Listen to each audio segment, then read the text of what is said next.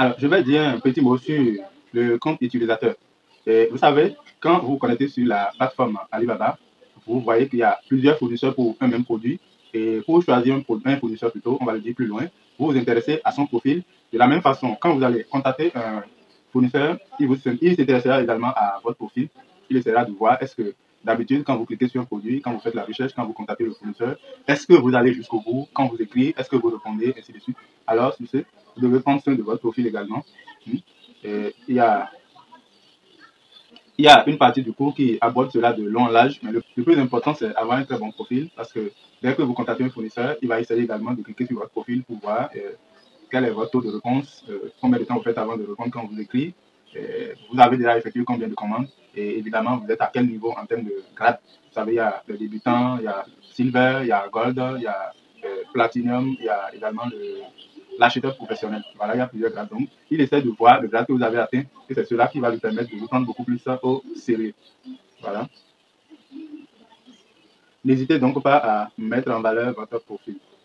Alors, en ce qui concerne le marché chinois, je ne vais pas redire les mêmes choses ici. Il y a déjà une vidéo suffisamment consacrée à cela. Mais le résumé qu'il faut garder, quand vous prenez le marché chinois vend plusieurs catégories de produits et qu'on peut regrouper en trois grandes catégories.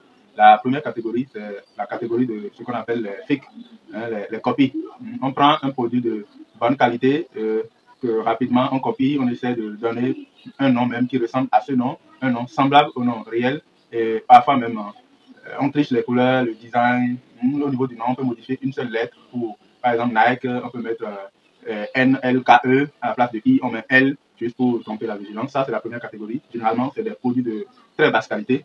Et vous allez voir, c'est ça que certains de nos commerçants vendent ici. Et c'est cela également qui a entraîné la mauvaise réputation des produits venant de la Chine.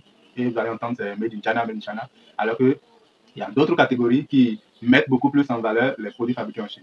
La deuxième catégorie, c'est ça que j'appelle la qualité moyenne. Et cette catégorie concerne les entreprises chinoises qui elles-mêmes développent leurs produits en s'appuyant sur la concurrence. Autrement dit, les produits de très haut niveau qui existent déjà sur le marché, ils essayent de s'aligner en fabriquant également des produits qui pourront répondre à ces différentes caractéristiques, parfois même qui ont plus de caractéristiques bien fournies que ces produits que nous considérons souvent comme les produits de haut de gamme.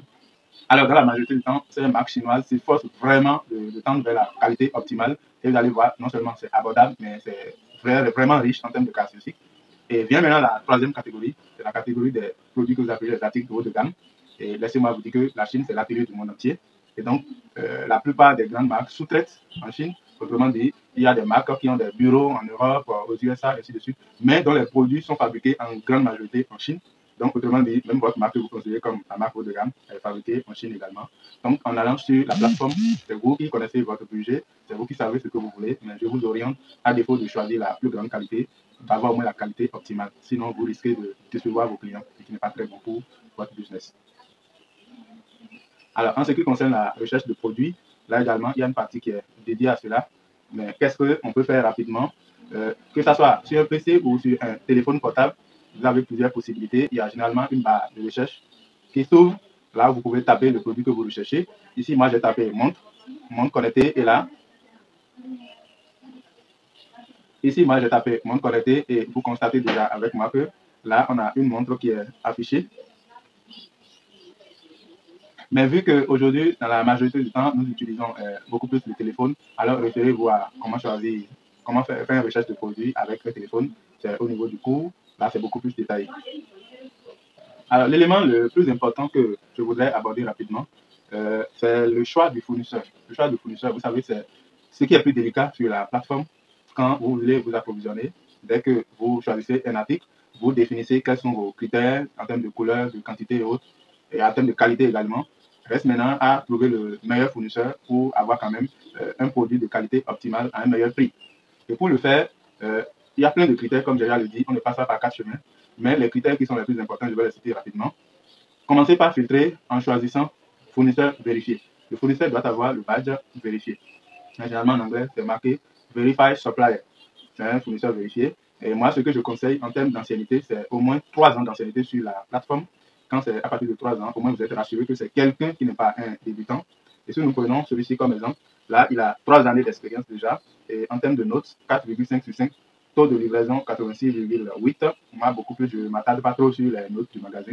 Parce que vous savez, aujourd'hui, on peut obtenir les notes, hein, même quand personne n'a acheté. C'est facile de trouver des gens pour noter. Et il faut s'intéresser aussi après aux certificats. On a, les certificats qui sont beaucoup plus en bas ici.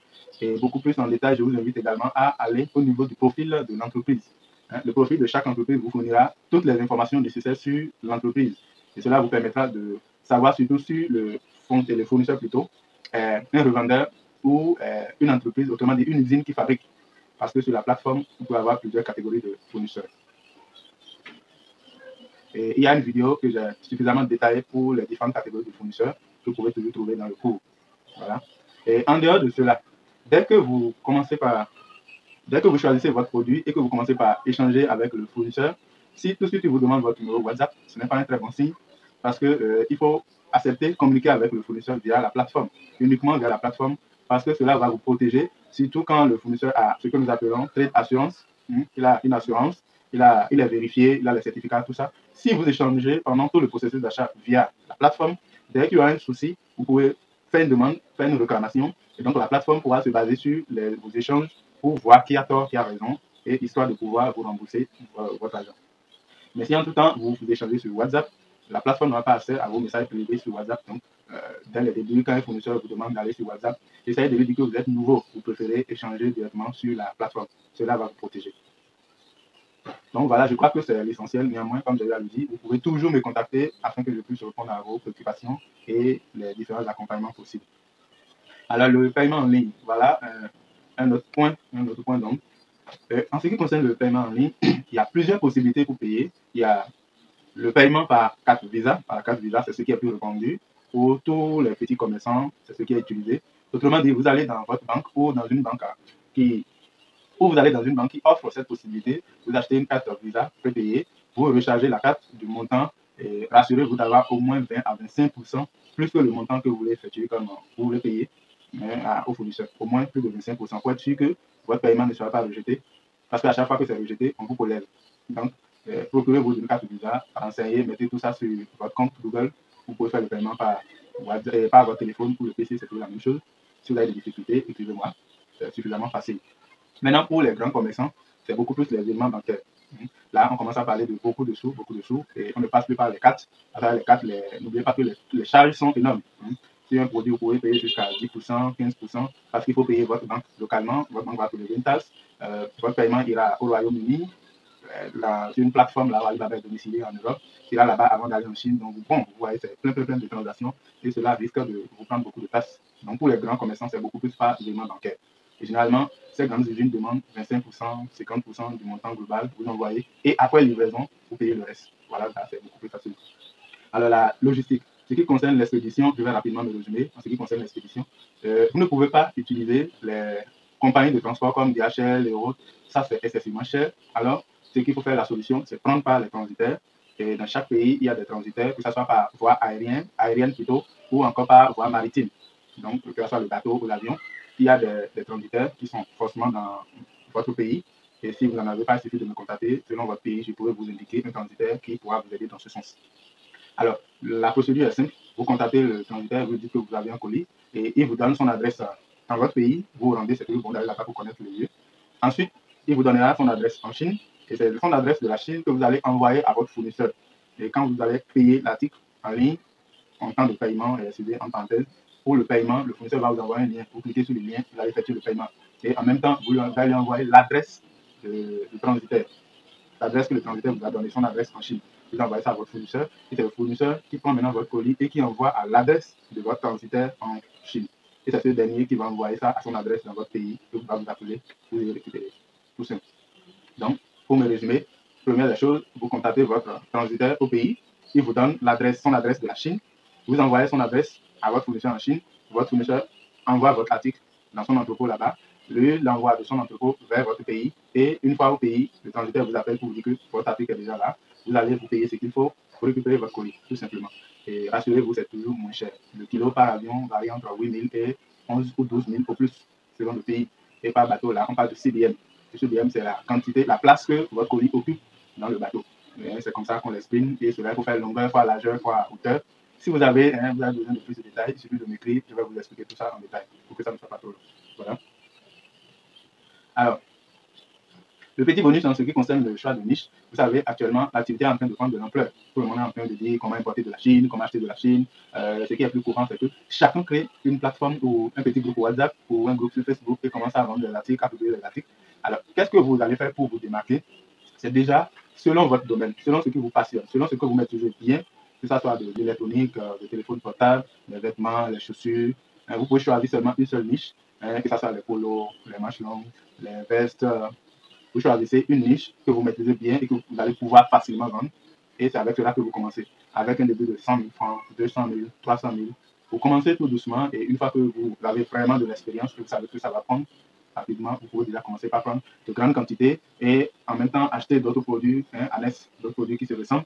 Si par exemple vous commencez par les chaussures, dès que vous maîtrisez bien ce domaine des chaussures, vous pouvez compléter les polos, ainsi de suite. Essayez de voir en quelque sorte ce qui vous arrangera. Mais ne vous lancez pas comme tout le monde à vouloir importer tous les articles que vous voyez. Croyez-moi, dans la majorité des cas, les gens commandent, il y a des articles qui viennent et vous n'arrivez pas à les décoller tous et cela vous pénalise. En fin de compte, votre bénéfice se retrouve chez vous à la maison parce que vous n'avez pas pu décoller tous les produits. Donc, prenez en compte ce que j'ai dit et bon courage à vous. Et une fois encore, n'hésitez pas à me contacter si vous avez des préoccupations. Je répondrai toujours au plus tard en 24 heures et que ce soit à mon téléphone WhatsApp. Si vous voulez, on peut s'appeler par WhatsApp pour mieux expliquer. Et comme déjà l'ai dit, c'est un accompagnement. N'hésitez pas et appelez pour comprendre. Voilà, et ciao, ciao, on se retrouve.